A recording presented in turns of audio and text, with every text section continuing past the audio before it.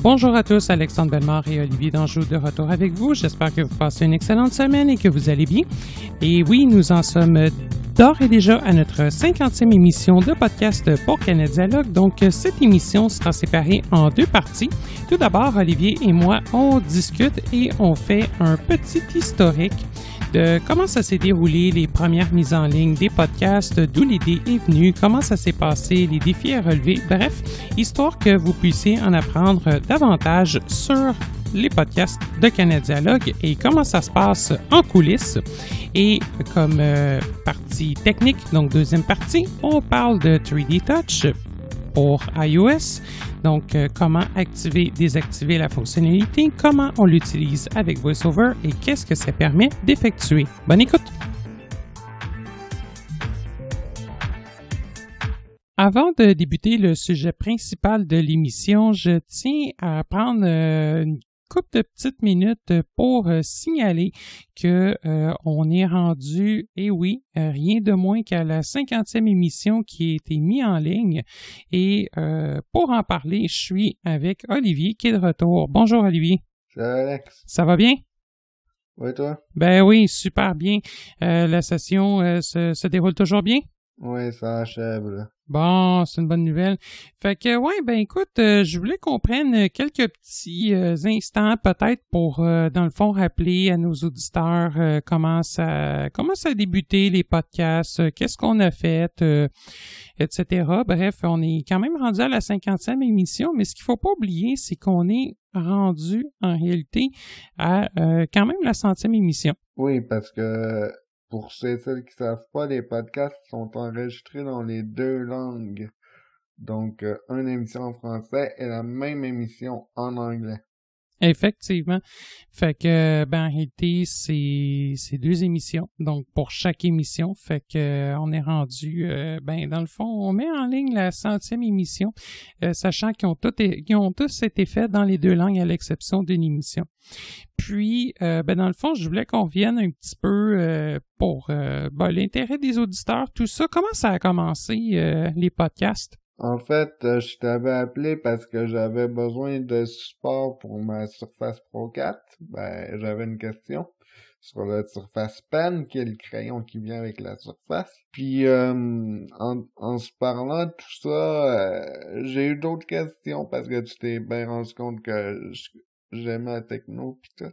Fait que là, j'ai d'autres questions. Puis là, je t'ai rappelé. Puis moi, j'ai toujours voulu faire des podcasts. Fait que je me suis dit, hey, je pourrais en faire. Idée en l'air de même. Puis là, t'avais trouvé que c'était une bonne idée. Puis...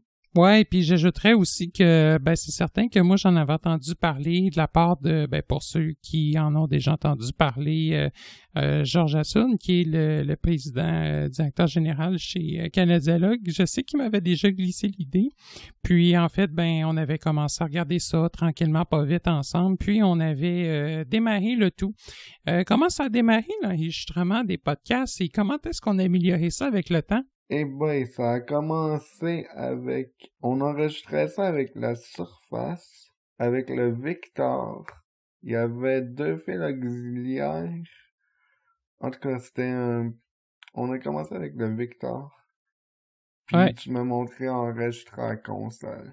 Oui, effectivement, on a commencé ça, ben la fameuse Surface que tu m'avais appelée effectivement au support, c'est effectivement avec ça qu'on a fini, ben en fait qu'on a qu'on a enregistré avec ça, fait que ben oui, bref, il faut quand même rappeler que on s'est connus effectivement parce que tu m'as vraiment appelé de façon entre guillemets pas rapport au support. Donc ouais, c'est comme ça que qu'on a pu se connaître. Puis ouais, on a commencé ça ben dans le fond disons c'est un coin de table de salon, puis maintenant ben, en tout cas, je sais pas comment est-ce que tu aimais ça enregistrer au cours de la dernière année et demie, mais je pense qu'on a quand même vraiment fait du progrès, puis c'est quand même assez hot de penser qu'on a quand même mis le premier podcast en ligne avec un micro, ben avec une tablette Surface. Puis qu'on qui existe encore, hein? Oui, toujours vivante, effectivement. Je l'ai encore. Oui, je sais pas pour combien de temps, mais... Ouais, non, c'est ça. Premier podcast qu'on a mis en ligne. En fait, la première émission que t'as mis en ligne, moi, j'étais pas là, c'était sur les AirPods. Ouais, c'est vrai, Mais... effectivement. En français, t'as raison, oui.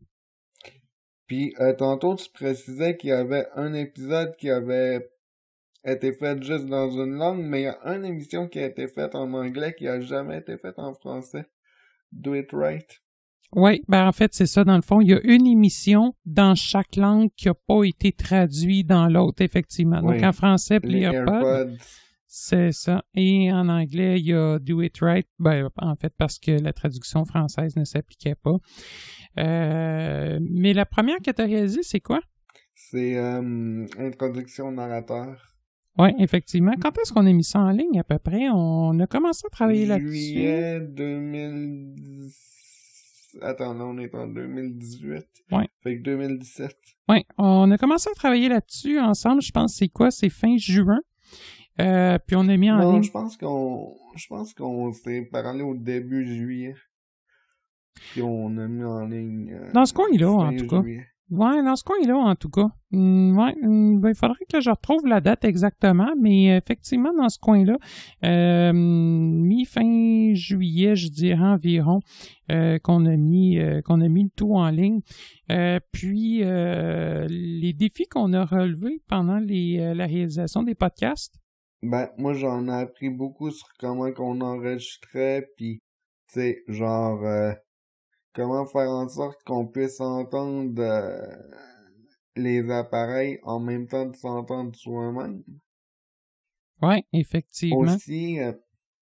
Aussi le découpage, parce que ça paraît pas, mais chaque émission que vous écoutez, nous autres, ça peut nous prendre 3-4 heures. Ouais, ben en fait, même quasiment juste la partie découpage peut prendre 3-4 heures. Faire une émission en totalité, ça peut quasiment dans les deux langues au total, quasiment même prendre quasiment, tout dépendant des émissions, des fois prendre quasiment jusqu'à 10, 12, voire plus d'heures, le temps de préparer, d'enregistrer, etc. Donc ouais, effectivement, c'est quand même assez long. Mm-hmm. Après ça, il y a tout le travail derrière, là, toutes les descriptions, même si j'ai été moins actif cet automne au niveau des enregistrements, je t'ai quand même aidé un peu, Alex. Ouais, ben par en arrière. En écoutant certains podcasts, puis en faisant des introductions. Toute la partie textuelle, effectivement, parce que ça aussi, il faut que ça se rédige, il faut que ça se mette en ligne, il faut créer les liens YouTube, la RSS pour les Victor, etc. Puis aussi, ben, je pense que ça t'a quand même aussi permis de t'initier un petit peu à comment est-ce qu'on met du contenu en ligne sur le web et oui, pour HTML. HTML. RSS aussi, c'est ton ami? Ah! Ouais.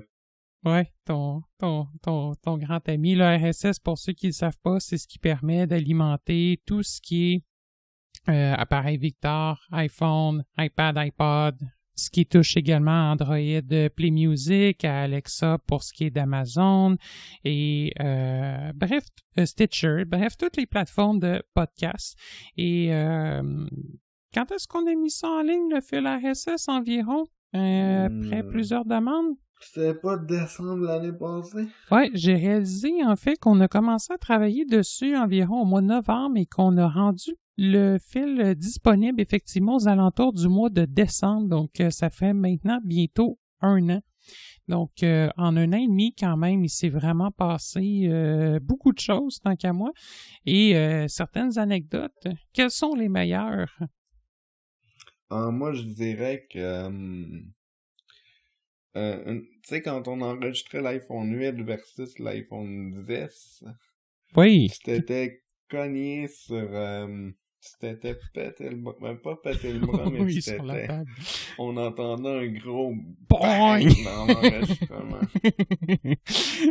Oui, parce qu'il faut le dire, Olivier a une espèce de table pliante en plastique et en plus de ça, les pieds de micro qui sont accrochés dessus, si je donne un coup sur le pied, on entend le spring qui résonne. Donc, ça avait vraiment fait un badang. Et en fait, c'est la première fois aussi que j'étais venu chez vous. Faut quand même pas l'oublier. Ouais, d'ailleurs, tu vas revenir. Ouais, puis à date, je suis rendu... on s'est vu quoi quand même en dedans de environ quoi 1 an et demi qu'on travaille officiellement ensemble. On a quand même eu la chance de se rencontrer trois fois jusqu'à présent. Oui. Une autre anecdote aussi, il y a eu des bruits de ronflement.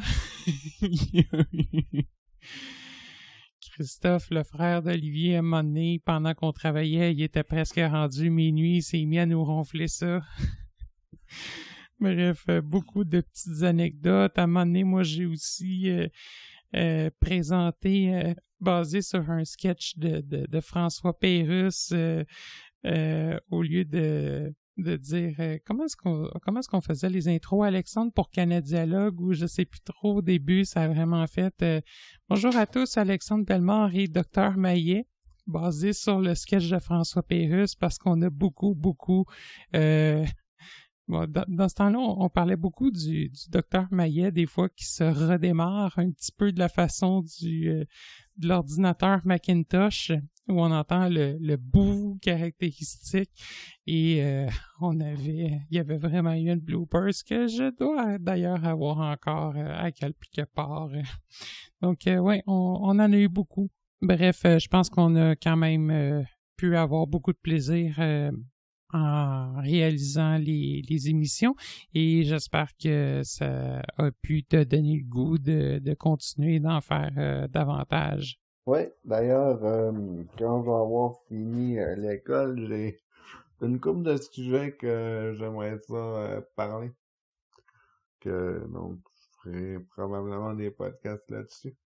Effectivement, ça pourra être le fun. Puis peut-être qu'on pourra effectivement avoir d'autres anecdotes, et c'est certain que si on mettrait tout ça ensemble, on aurait un beau petit livret de bloopers, disons-le. Fait que, voilà, dans le fond... Tu devrais vraiment mettre l'intro où tu t'étais planté. Faudrait que je regarde si je l'ai encore, mais je pense que oui, on l'a quelque part, effectivement.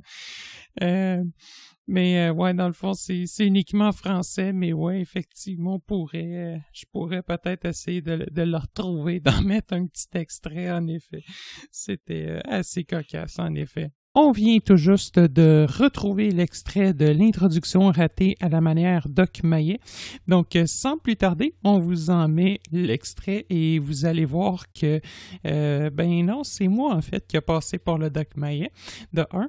Et en même temps, vous allez voir aussi toute l'amélioration au niveau de la qualité audio qui a été effectuée au cours de la dernière année.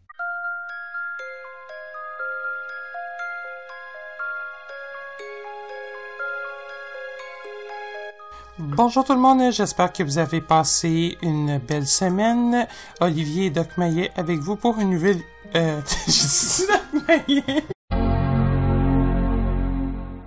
Bref, du grand n'importe quoi. Bon, ok, c'est moi qui ai triché, qui vient de rajouter le son du Mac qui se démarre pour agrémenter un petit peu le tout. Oh là là. Donc, voilà, tout simplement juste pour dire... à nos éditeurs comment ça se passe, et là, en ce moment, de quelle façon on se parle, c'est à l'aide aussi d'un serveur TeamTalk qu'on a installé, et de l'équipement de son, console, microphone, etc. Fait que, bref, en tout cas, je pense que c'était une très belle expérience, et j'espère que ça pourra continuer pendant quelques années. Et bref, tant qu'il y aura des sujets, d'après moi, on va toujours en avoir.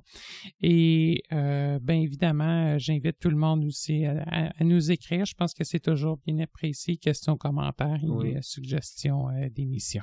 Donc écoute, Olivier, c'est moi qui te remercie. C'était très agréable de pouvoir travailler avec toi pendant cette année et demie-là. Et j'espère qu'on pourra avoir encore de bons moments à la réalisation de l'émission. Merci beaucoup. Donc, je vous laisse en compagnie d'Alex pour le 50e. Et moi, je vous dis à une prochaine. Merci beaucoup. Donc, sans plus tarder, le sujet principal de l'émission qui concerne 3D Touch.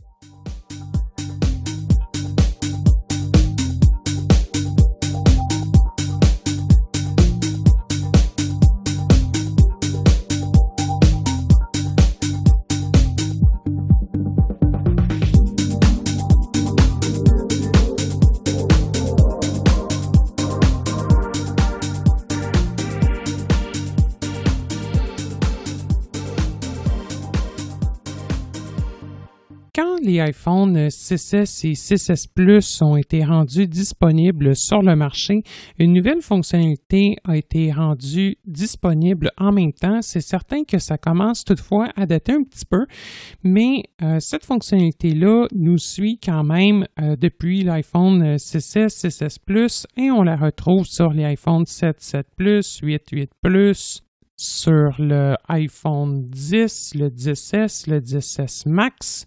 Donc, on retrouve quand même cette fonctionnalité-là sur plusieurs appareils disponibles sur le marché. C'est certain, par exemple, que l'iPhone SE et l'iPhone 10R n'offrent pas cette fonctionnalité-là. Mais le 3D Touch, appelé en anglais, donc 3D Touch, donc touche si on veut, T-O-U-C-H. C'est une fonctionnalité en fait qui permet d'effectuer une action secondaire lorsqu'on appuie fortement sur l'écran.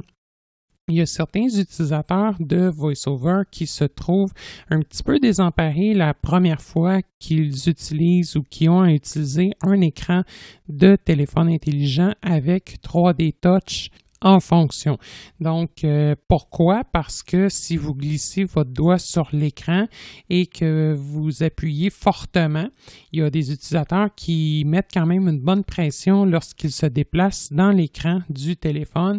Et lorsqu'on effectue de la pression, en fait, c'est la façon de déclencher 3D Touch. Donc, ce que je veux voir avec vous aujourd'hui, c'est tout d'abord comment on active et comment on désactive 3D Touch et également comment est-ce que c'est possible d'utiliser 3D Touch et à quoi ça peut servir au quotidien, par exemple dans l'application téléphone, dans l'application message et dans d'autres applications tierces.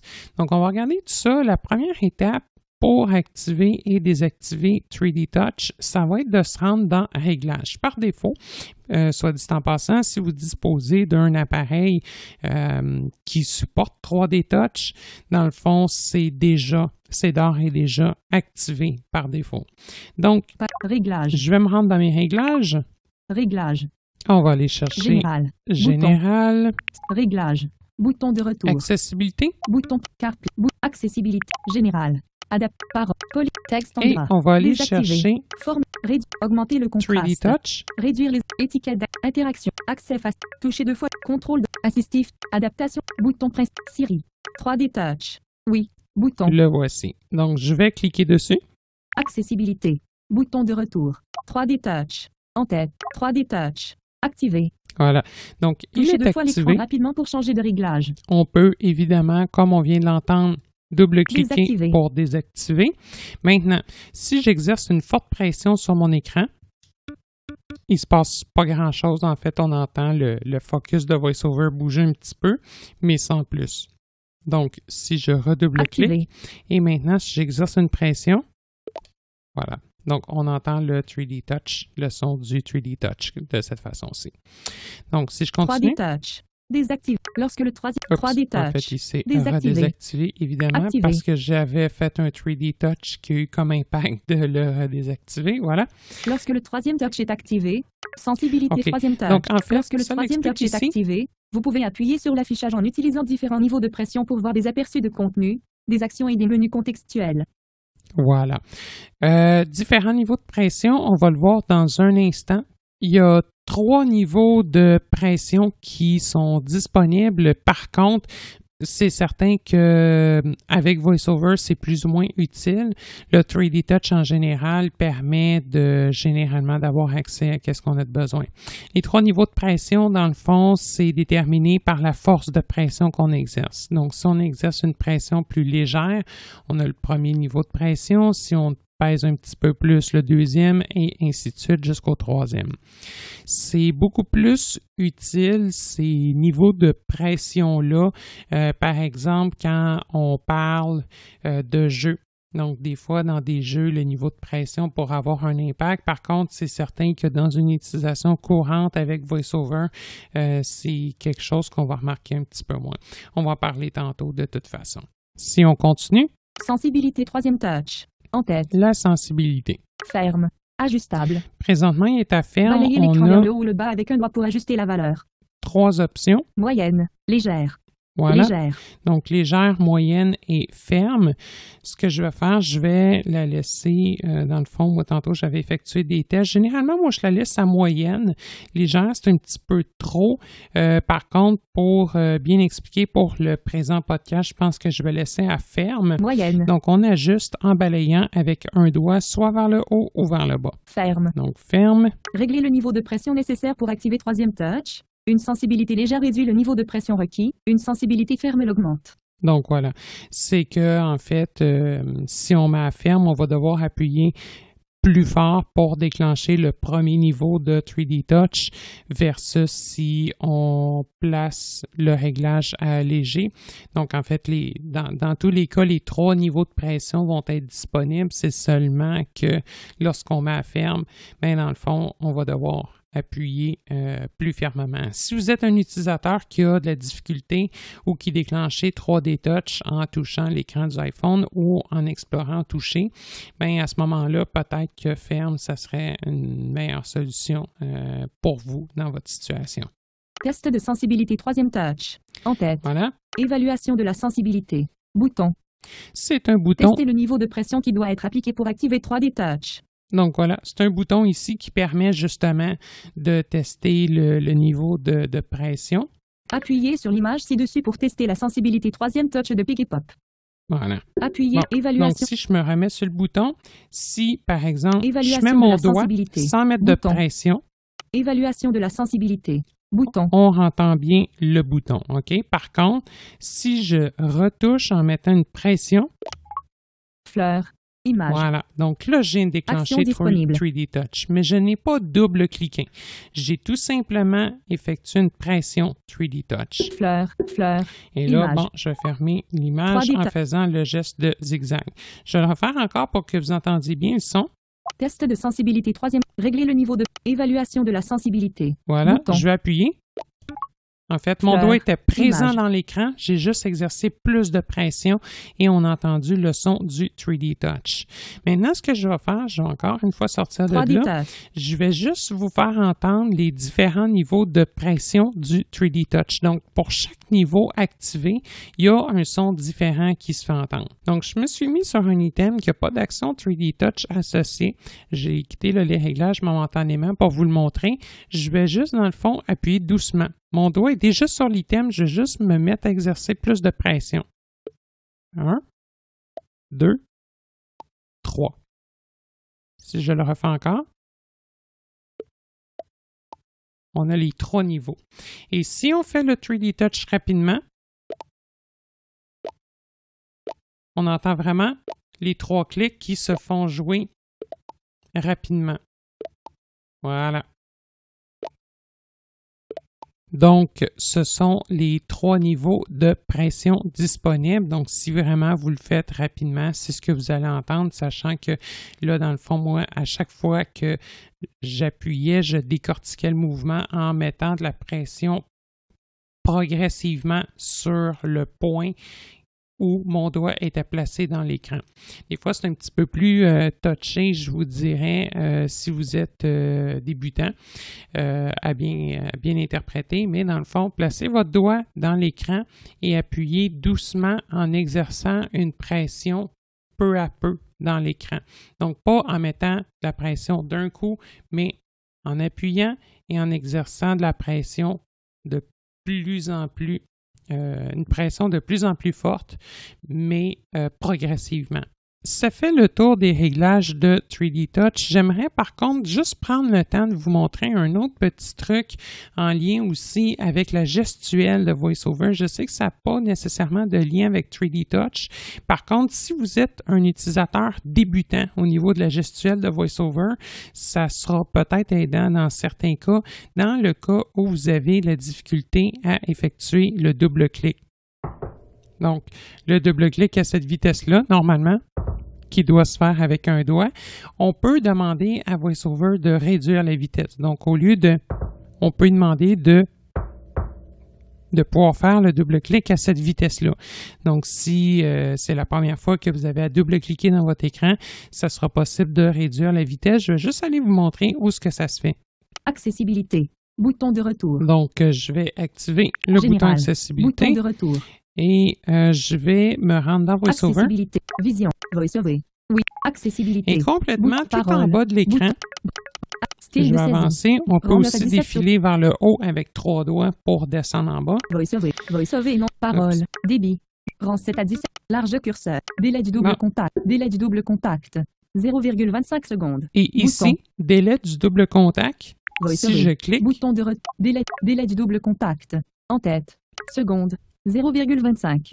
Champ de texte. donc ici, c'est Touchez une deux fois zone l'écran rapidement. d'édition dans laquelle je peux cliquer et inscrire une valeur de 0,20 à 0,50. Par défaut, c'est 0,25. Décrémenter. Bouton. Si j'avance, Incrémenter. Bouton. Deux contacts respectant le délai produiront un double contact dans VoiceOver. voilà. Donc, j'ai 2 boutons et on m'explique aussi à quoi que ça sert, dans le fond, l'option du double contact.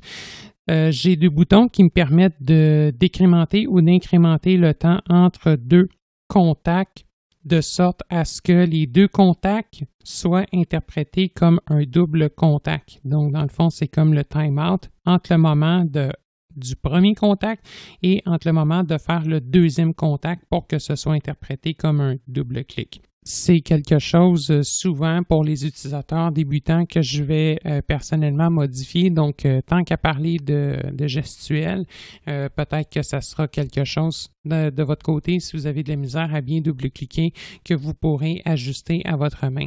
De même, si vous êtes un utilisateur débutant ou, par exemple, si vous avez des difficultés avec la motricité, mais à ce moment-là, peut-être désactiver 3D Touch, ça ne sera peut-être pas non plus une mauvaise chose. Maintenant qu'on a parlé de la gestuelle et de comment ça fonctionne, ce que je vous propose, c'est qu'on retourne sur notre écran d'accueil et à ce moment-là, on va être en mesure de regarder exactement de quelle façon 3D Touch fonctionne et qu'est-ce que ça permet de faire.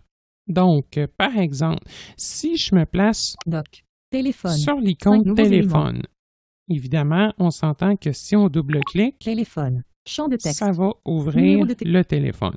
Je vais ressortir ça de là. Je vais retrouver mon téléphone. Si on fait un double tap prolongé et qu'on maintient, début de la modification. Ça va activer le début de la modification. Donc, pour déplacer ou réorganiser des icônes sur l'écran d'accueil. Téléphone. Si maintenant je retrouve téléphone, donc, touchez 2 fois téléphone. 5 nouveaux éléments. Il est là. Et que je fais une pression forte. Fermez le menu créer un nouveau contact. Voilà. Bouton. Sur l'écran d'accueil, on n'entend pas le petit son du 3D Touch. Ça ouvre tout simplement un menu. Par contre, on a un retour haptique, c'est-à-dire un retour par vibration. Et là, si je balaie... Fermez le menu des raccourcis. Créer un nouveau contact. Rechercher un contact. Afficher l'appel le plus récent. Favori. En tête. Ajouter un widget.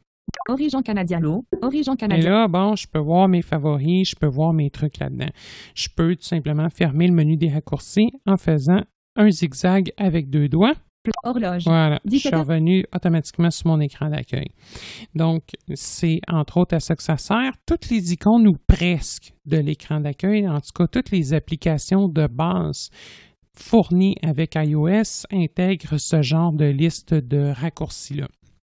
Je vais vous en montrer un autre. Si j'ouvre téléphone, messagerie, et par exemple, bon voilà, je suis dans mon clavier, on va dire dans le fond, je vais inscrire un numéro de téléphone. 8, 5, 5, 1, 1, 4, 4. Voilà, excusez, j'ai juste mis sur pause, en fait, le temps de terminer d'inscrire le numéro de téléphone. Appeler. Et Bouton. le bouton Appeler. Dessus, si je double-clique, ça va lancer l'appel. Si je fais un double tap prolongé, donc en double-cliquant, en laissant mon doigt là et en attendant le son dans le fond, ça va aussi lancer l'appel. Par contre, si on fait un 3D Touch, Avertissement. Appeler. Bouton. donc là, j'ai des choix qui viennent de se proposer à moi. Appeler, FaceTime vidéo. FaceTime Bouton. vidéo FaceTime audio. et Bouton. FaceTime audio. Donc vraiment, on me propose des choix. Donc là, j'ai la possibilité vraiment de cliquer sur lui que je souhaite et à ce moment-là, ça lancerait l'appel automatiquement. Je vais juste faire un zigzag Numéro de avec téléphone. 2 doigts. 514. Voilà. Donc j'ai automatiquement annulé l'action effectuée avec 3D Touch. On va retourner sur notre écran d'accueil Écran d'accueil. et on va aller trouver Message. message. Je vais vous montrer qu'est-ce qu'on peut Message. faire avec Modifier. ça. Bouton. Donc, je vais aller trouver mon nom. Recherche. Alexandre Bellemare. Voilà, je vais double-cliquer. Sélectionner. Bouton de retour. Excellent. Et maintenant, je vais trouver ma zone d'édition. Message. Y. Majuscule. Champ de texte. Ah, voilà, je vais Message. enlever les Champ de Y de texte trop. supprimé. Y. Excellent. Majuscule. Donc là, ce que je peux faire, je peux, par exemple, je vais écrire un Mot mal message orthographe. simple. Mode de saisie braille à l'écran. Orient. Position des points. O I I U S E S A G E S I N P E. Point. Portrait. Voilà. Si je retouche ma zone d'édition, Contact numéro Y. Message. Champ de texte. Modification en cours. Voici un message simple. et Mode par exemple, si d'insertion. je trouve le bouton P Envoyer majuscule. Envoyer. Bouton. et que je Envoyer. fais un Bouton. 3D Touch, Message envoyé. Envoyer avec qui n'est un pas effet. parti. Envoyer avec un effet. Sélectionner. Bulle. Et Bouton là, écran. par Bouton exemple, je énergique. peux choisir Bruyant. Bouton. En douceur. Bouton invisible. Bouton. des effets. En douceur. Donc, bon, mais Bouton. en douceur, par exemple. En douceur. Envoyer. Bouton. Voilà. Il me reste à double-cliquer sur Envoyer. Effet. En douceur. Le message grandit petit à petit au rythme d'une respiration. Votre message. Voici un message simple. 17. Et 32. voilà. Donc, Alexandre ça Bellemare. permet, par exemple, de mettre des effets dans des messages, de faire des choses comme ça. Une autre possibilité avec 3D Touch, je vais réécrire du texte, encore une fois. Saisie braille à l'écran. Orientation verrouillée. Position. Point. O I S E S O A E. Espace. U S T E I E. Point. Texte. Portrait. Caractère. Voilà. Je vais trouver mon clavier et non ma zone d'édition. Vraiment mon clavier. S D F G H Et là, majuscule. ce que j'ai comme F possibilité, D majuscule. c'est F majuscule. sur n'importe quelle François. lettre de faire un 3D Touch. Déplacement du point d'insertion. Voilà. Et maintenant, si je glisse vers la gauche, C'est point E T X E T espace U D S E R O C C O E espace D U espace par exemple, je vais Espace mettre U. entre le D et espace le U. espace D Mon doigt est toujours collé David. dans mon écran. D D. Voilà, David. j'y suis. du Je déplacement du point lâche la d'insertion. pression, mais en laissant mon doigt collé à l'écran. Je vais rajouter, par exemple, entre D et U, je vais rajouter un Y. R T Y Donc, mon doigt est toujours là, Yvonne il glisse, Y mais je n'exerce pas de pression. Maintenant, si j'utilise mon rotor, mot je vais mettre sur caractère. Y D espace E espace D Y U espace T E X T. Voilà. Donc, Thomas. on peut très bien voir comme ça que j'ai pu insérer entre deux lettres un caractère additionnel. Et par exemple, si je veux me rendre, par exemple, au début de ma zone, je trouve M. une lettre Déplacement du V majuscule. et voilà, j'y S suis majuscule. déjà. Oh, là, Retour. j'ai lâché trop rapidement. Supprime S majuscule. C'est de ma faute. Dans le fond, ça a eu comme impact d'écrire la lettre sous mon doigt. J'aurais en fait juste dû lâcher la pression sans lever complètement mon doigt. On va y aller pour vers la fin. Donc, je partais par Sélectionne exemple A du A majuscule. de mon clavier. Alice. Voilà, on va faire le 3D Touch. Déplacement du point d'insertion. On glisse. Point. Voilà. Et là, Fin du je déplacement du lâche point la d'insertion. pression. Et Du si je veux M. lever mon doigt, Retour. je vous suggère de trouver en bas à droite le retour Et voilà, là, je viens de lever mon doigt. Donc, ça n'écrit aucune lettre. Maintenant, si je Mot. me remets par caractère, Point. je suis vraiment à la fin de mon texte. On va la L. faire vers le début. Je trouve le Louis. L. On y va avec la pression forte. Déplacement. Point. N. V majuscule. Et voilà, Fin du déplacement je du point lâche la N. pression, Retour. je trouve mon retour et je lève mon doigt. Et ainsi, V majuscule. V majuscule. je suis vraiment bien Victor. placé au bon endroit. On va retourner à la fin. Je vais vous montrer quelque chose. Évidemment aussi, oui, vous pouvez le faire avec le 3D Touch Message. ou sinon, pour Champ de rappel, texte. en Modification touchant en cours. votre Voici zone encore de des Y. texte, on peut double-cliquer. Point d'insertion à la fin. Donc, ça peut aussi vous amener au début ou à la fin. Par contre, avec le 3D Touch, si vous avez un long texte, c'est sûr que ça prend quand même une très bonne habileté dans le déplacement, dans la gestuelle, tout ça. Ça prend quand même une bonne habileté à ce niveau-là, mais ça permet de déplacer très rapidement dans un long bloc de texte plutôt que d'utiliser le rotor. Donc, si vous avez amené le curseur en plein milieu, ça peut vous permettre, dans certains cas, de gagner du temps. Je vais trouver le bouton Retour. supprimer. Supprimer. Pour supprimer, c'est certain qu'on peut lever Point. le doigt et Texte. faire Commande de un menu. double-clic ensuite de ça. Par contre, Retour. Supprimer. si mon doigt est là, je fais juste un 3D Touch, donc j'appuie plus fortement, V majuscule. tout simplement. Ça a pris beaucoup moins de temps à supprimer mon texte en question. Et juste comme ça, pour rappel, sur un clavier, si par exemple, on trouve une lettre, Retour. donc je vais W partir Star. du E haut de majuscule. mon clavier. W majuscule. Photo. Compte. Musique. Chat. Google. YouTube. Drop. Plus. Q. W majuscule. Voilà, donc par exemple, le E, au lieu de faire un 3D Touch, si je fais un double-clic et que je maintiens, Caractère alternatif disponible. E accent grave majuscule. ça E accent grave majuscule. présente les caractères Caractère alternatifs. supprimé. E accent Donc, grave c'est majuscule. vraiment pas la même chose qu'un 3D Touch. Et sur le clavier, on ne pourra pas aller chercher les caractères alternatifs en effectuant un geste de 3D Touch. On doit soit laisser E majuscule. le doigt sur le caractère. Après un certain temps, E majuscule. E majuscule. voilà, le menu Sélectionne vient E accent aigu d'apparaître. majuscule. E accent aigu Ou majuscule. sinon, si par exemple, R. E. vous naviguez dans votre clavier en balayant vers la gauche ou la droite, E. on peut E. toujours Caractère faire le alternatif double-clic. disponible. E. Accent grave. Point suscrit. Point suscrit. voilà, et faire apparaître les caractères alternatifs. Donc, c'est Caractère alternatif vraiment masqué. pas la même chose que du 3D Touch où on doit simplement exercer une forte pression dans l'écran. À noter que la démonstration a été faite alors que le mode de saisie de VoiceOver était réglé sur le mode dactylographie. Ça peut être quelque peu différent si vous utilisez le mode de saisie standard. Dans le fond, si vous souhaitez lever votre doigt immédiatement après avoir terminé le déplacement du curseur en 3D Touch, ce sera possible de le faire, tout simplement parce que le mode de saisie standard nécessite un double-clic pour écrire la lettre présentement sous le doigt, alors que le mode dactylographie, dès que le doigt est levé, la lettre s'écrit automatiquement. Une autre possibilité aussi, quand on navigue, je vais aller par exemple dans les réglages, OK? Message. Réglage. Réglage. Voilà. Par exemple, si vous êtes quelqu'un qui préférait explorer au toucher plutôt que balayer, c'est-à-dire laisser le doigt dans l'écran Centre de contrôle. Général. sans le Fond d'écran. lever. OK? Donc là, Général. je fais juste bouger mon doigt dans Centre l'écran. général. Je vais trouver Bouton. général. J'exerce une force. Réglage. Bouton de retour. J'ai tout simplement exercé une forte pression, pardon. Ça a eu comme impact de l'ouvrir. Stock. Accessibilité. Par exemple, accessibilité. Même Bouton. chose. Général. Réduire la forme de parole. Adaptation On va aller parole. dans parole. Bouton. Accessibilité. Bouton de Donc, retour. j'ai même pas à lever Débit mon doigt. vocal. En tête. Ah, ça, je Voix. pourrais pas. Bouton. Coréen. Coréen. Finnois. Finnois.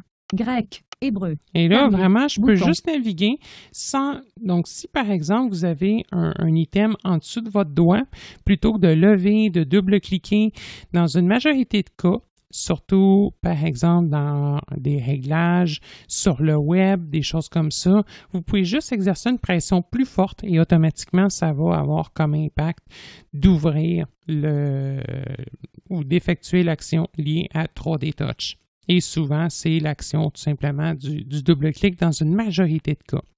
Mais c'est certain que le 3D Touch peut également nous servir ou effectuer des actions différentes ou secondaires. Je l'observe par exemple beaucoup au niveau de Facebook. Il y a des éléments quand on navigue sur les réseaux sociaux, dans Facebook, dans certaines applications tierces, qui ne réagissent pas lorsqu'on effectue le double-clic standard, le double tap avec un doigt avec VoiceOver. Ça ne réagit pas nécessairement plus quand on double-clique et qu'on maintient. Par contre, quand on y va avec le 3D Touch, ben là, par exemple, on est capable d'ouvrir des liens, des éléments. Et des fois, faites-le une ou deux fois. Au bout de la deuxième fois, là, ça, on va avoir une réaction, ça va s'ouvrir. Et surtout, là, moi, je le vois, par exemple, pour des gens qui partagent des liens ou lorsque plusieurs personnes qui partagent un même lien dans Facebook. Donc, il y a toutes sortes de petites utilités comme ça. Et il y a des applications où je l'utilise quand même régulièrement. Donc, c'est un outil qui est à votre disposition. Gênez-vous pas à l'utiliser. Des fois, ça peut vous permettre d'aller chercher ou d'activer des éléments que vous n'aurez pas été en mesure d'activer sans utiliser 3D Touch et tout simplement en utilisant la gestuelle de base de VoiceOver. Une autre astuce avec 3D Touch à connaître, c'est la possibilité d'ouvrir le sélecteur d'application quand vous êtes à l'intérieur d'une application sans même avoir à double-cliquer sur le bouton principal. Pour ce faire, on va devoir exercer une forte pression sur le côté gauche de l'écran. Donc, tout simplement, je trouve mon rebord d'écran et j'appuie. Sélecteur d'app. Réglage. Activé. Voilà, tout simplement, mon sélecteur vient de s'ouvrir. On n'a pas entendu le petit son confirmant le 3D Touch. Pourquoi, encore une fois, ici, on reçoit ou on ressent un retour haptique, mais on est bien dans notre sélecteur d'application. Message. Téléphone. Donc voilà, par exemple, je pourrais balayer avec 3 doigts. Fermeture de télé. Message. Activé. Pour fermer une application. Et donc, ça permet, dans certains cas, de sauver un petit peu de temps. Un autre élément à connaître en lien avec 3D Touch, il y a une possibilité, si vous êtes un utilisateur d'afficheur braille, de simuler un 3D Touch avec l'afficheur braille. C'est la commande accord 3, 5, 6. Donc, les points 3, 5, 6 avec la barre d'espacement. À noter par contre que dans certains cas, ça n'effectue pas les bonnes actions. Et entre autres, la première situation de ça, sur l'écran d'accueil, je l'ai observé immédiatement. Quand on effectue la commande espace avec 356, au lieu d'ouvrir le menu raccourci lié à l'icône qui avait précédemment le focus, ça démarre la session de déplacement ou de modification des icônes, comme si on aurait fait un double-clic et qu'on aurait maintenu. Par contre, ailleurs, par exemple, dans Message, le comportement est très similaire. C'est certain qu'en braille, on ne pourra pas effectuer le déplacement du curseur comme je vous l'ai montré en visant le clavier et en glissant tout en maintenant la pression dans l'écran. C'est certain que ça ne sera pas possible de faire ça en braille. Mais par exemple, de cliquer fortement sur un élément avec 3D Touch, donc sur un bouton, par exemple dans le téléphone sur le bouton Appeler, sur le bouton Envoyer dans Message, ce sera parfaitement possible d'effectuer ce genre d'action-là. Donc voilà, je pense que c'est ce qui conclut le podcast d'initiation à 3D Touch. J'espère que ce podcast vous a permis de mieux comprendre le fonctionnement de cette fonctionnalité et pourquoi, par exemple, si vous venez d'acquérir un iPhone plus récent, pourquoi qu'en effectuant une forte pression dans l'écran, des fois ça peut amener une action à laquelle vous ne vous attendiez pas nécessairement. En fait, c'est à cause de 3D Touch. Bien évidemment, comme je le disais tout à l'heure, si cette fonctionnalité-là vous cause problème, vous avez toujours la possibilité de la désactiver dans les options d'accessibilité. Donc, n'hésitez surtout pas à communiquer avec nous si vous avez des questions, des commentaires. Ça nous fait toujours plaisir de discuter avec vous. Si vous souhaitez en savoir davantage sur ce qu'on peut vous offrir comme formation, par exemple sur les appareils, les téléphones intelligents, ou encore si vous avez besoin de support technique avec un ordinateur, avec un téléphone, contactez-nous. On est toujours disponible pour ça. Le coût horaire des formations s'élève généralement à 30 $ de l'heure et on sera disponible à tout moment pour faire une soumission et évaluer vos différents besoins. Donc, c'était Alexandre Bellemare avec vous et moi, je vous dis à une prochaine émission. Avant de terminer cette présente émission, je tiens sincèrement à vous remercier toutes et tous pour votre loyauté envers cette série de podcasts sur les technologies adaptées. Je tiens également à remercier notre fidèle collaborateur. À titre de rappel, je tiens à vous informer que Canadialogue n'offrira en aucun temps du support technique gratuit en lien avec des produits dont il est question dans ces émissions et qui ne sont pas directement commercialisés par la société Canadialogue. Veuillez noter que nos podcasts sont accessibles via notre site web, YouTube, iTunes, ainsi que sur les appareils Victor. Pour ces derniers, il vous suffira de consulter la liste de suggestions de podcasts de Humanware nommée Français Canada. Si vous avez des questions, suggestions ou commentaires en lien avec cette série de podcasts, je vous invite à nous contacter par courriel à l'adresse podcast@canadialogue.com, soit podcast@canadialogue.com. Vous pouvez également nous joindre par téléphone au numéro sans frais 1-888-730-0003, 1-888-730-0003, le poste 555, poste 555. Je vous invite également à visiter notre site web qui regorge d'une foule d'informations utiles au www.canadialogue.com. Nous sommes également présents sur les différents médias sociaux tels que Facebook, Twitter et YouTube. Je vous remercie de votre écoute.